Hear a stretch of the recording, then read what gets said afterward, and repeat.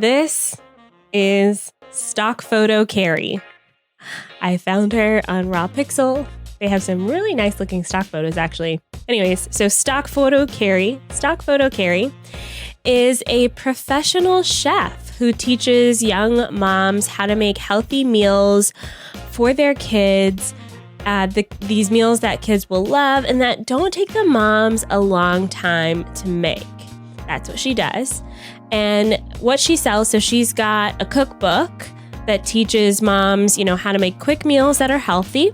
And then she also has a service, which is called the Weekend Warrior Meal Prep Service, where she actually goes over to these moms' houses and makes their meals for the week. And Stock Photo Carrie here has been dying to sell on social media, and her platform of choice is Instagram. So she's always sharing tips and tricks for how to make quick meals, how to make things healthy and keep things healthy. And she's really hoping that people will just see how useful these tips and tricks are and will eventually buy her cookbook or sign up for her service. So let's take a look at what this sales funnel looks like. There are 4 elements to the sales funnel. We have the attract phase, the build phase, the convert phase, and the advocate phase. Okay, so attract, build, convert, and advocate. And we're actually going to go through each of these phases with Carrie to help her understand what she should be doing to make sure that she's actually moving people down her funnel. And you'll notice here that it doesn't end at the sale, which is the convert phase. There is that phase of advocate. So we're going to talk about some things that Carrie can do to help encourage that. All right. So now that we are fully prepared, let's start building out our funnel. We're going to focus on the attract phase first. The attract phase, the main focus of this phase is to get new people aware of your products, services, or offers. New people being the emphasis here. We want to make sure that people who had no clue that we existed, that we offered a service before, are aware of us. So we want to pull them in. So we're going to do this by consistently reaching out to new people. Consistently being the key. You want to make sure that you are constantly doing this. And then to measure your success, you want to look at things like impressions, reach, video views, and profile views. So whether you're on Instagram, Twitter, Facebook, LinkedIn, Pinterest, whatever is your platform of choice, most of these platforms have these metrics. And so you want to choose 1 or 2 to focus in on.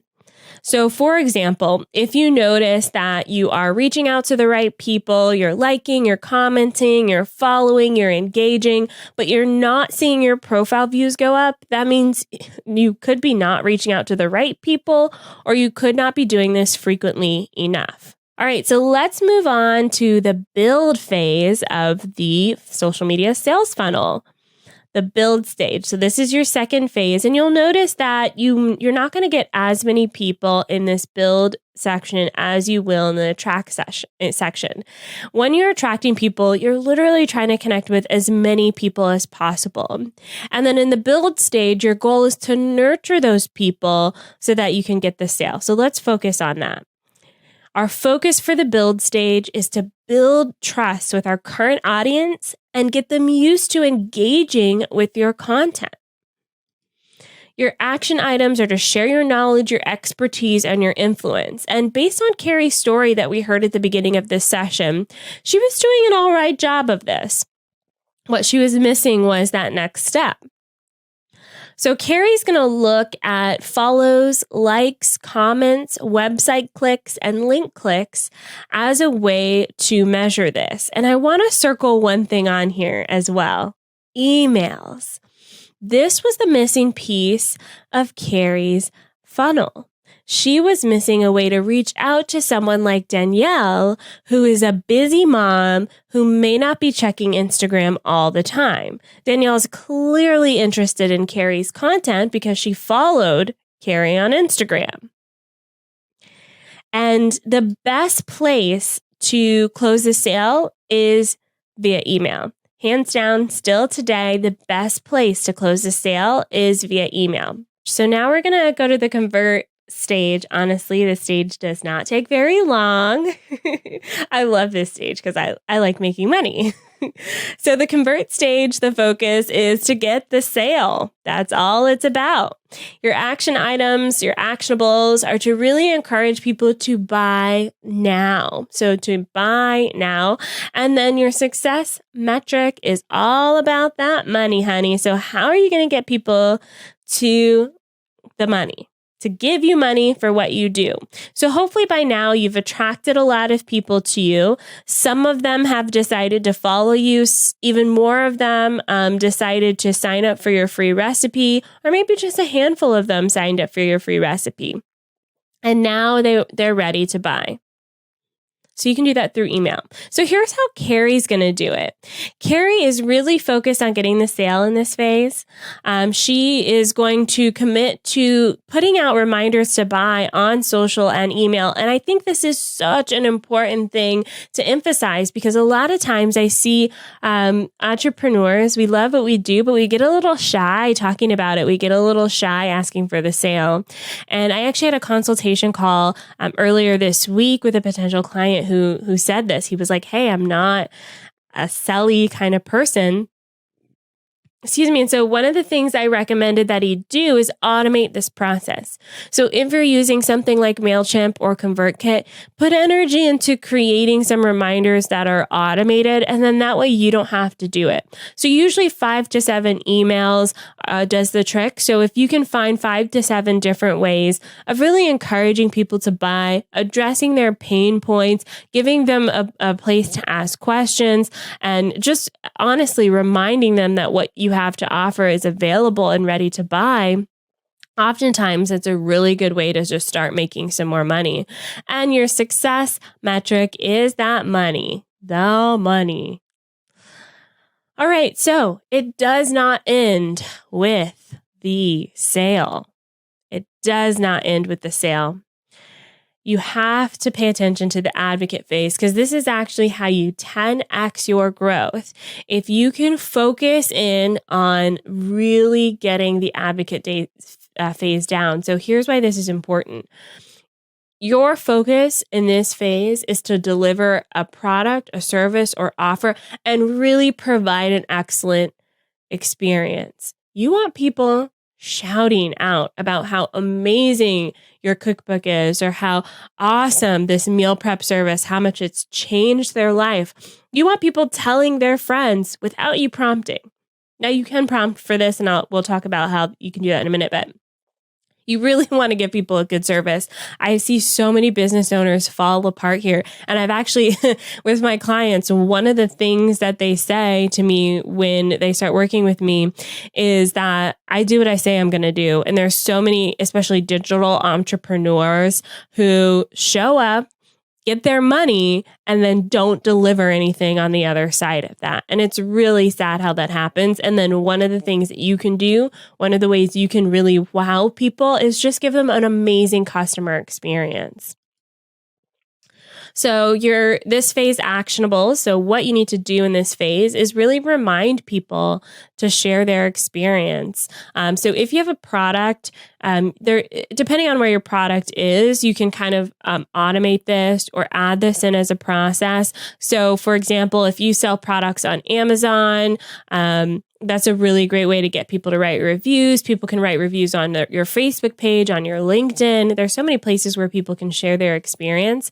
Even if you have a product and you want people to tag you on social media, that sort of thing. So you really want to remind people to share their experience. If you have a service, you can simply ask for a review. So if you've been working with clients for a few months, or if it's nearing the end of your contract, ask them for what they like. A really good tip that I got from Maddie Osman, I interviewed her on the Savvy Social podcast. She actually will, when she asks her clients for reviews, she actually gives them like bullet points that they can include in their reviews. So I tried it with one of my clients this year. We grew their Instagram account by 10,000 followers in 6 months. And so at the 6-month mark, I said, hey, can you write a review? Just a reminder, we grew your following by 10,000. And so they actually included that in their review, like, because I don't think they would have ever included that stat had I not like gently prompted it. I guess that I was going to say passive aggressive, but I think that was aggressive, but it worked. And they were actually grateful because they didn't have to think of what to write in that review. So just ask for it. Even if you're on the phone with a client as a service-based entrepreneur, or you hear some feedback that they say, one of my students in the school, she is a dog walker. And so she will, often get people saying, oh my gosh, you're such a lifesaver. I don't know how I would do this without you. My dogs love you. And so what I recommended to her was literally send them an email after and said, hey, thank you so much for your kind words. I kind of wrote a review for you based on what you said. Is this okay to post? So write it for them, email it to them because it's their words, they said it, and ask them if it's okay to like share it on your website or share it in a social media post. So some of your success metrics for this phase are people tagging you if you have a product? Are you getting reviews? Are you getting user-generated content? If after the sale you are not getting good feedback, if after the sale it's crickets and you're not hearing anything from people, you need to work on your deliverables. You need to work on delivering an amazing product, service, or offer. People should be talking about it. If they're not, I don't know if you're doing good enough. I hate to be harsh or crude, but it's the truth. People should be talking about it. And as a service-based business owner, this is what cuts down the time that you have to do the attract phase in the future. So at some point, you should be delivering the service and getting referrals from people who you've delivered the service to. This will help you continue to deliver amazing service, and then you don't have to spend so much time attracting new business because you've got lots of business. But the only way to do that is to have an amazing product or service on the other end. Hey, before you go, if you're looking for more social media support, I've got to share our free course, which really is designed to help online business owners reduce that overwhelming feeling and actually create a social media strategy that works for you in your business. And yes, it is all free. You can find it at OnlineDrea.com/free, and it walks you through building out a social media strategy that will help move your business forward. Plus, we have some super sweet goodies in there, like done-for-you posts, templates, and more. So check it out at OnlineDrea.com/free. I'll see you there.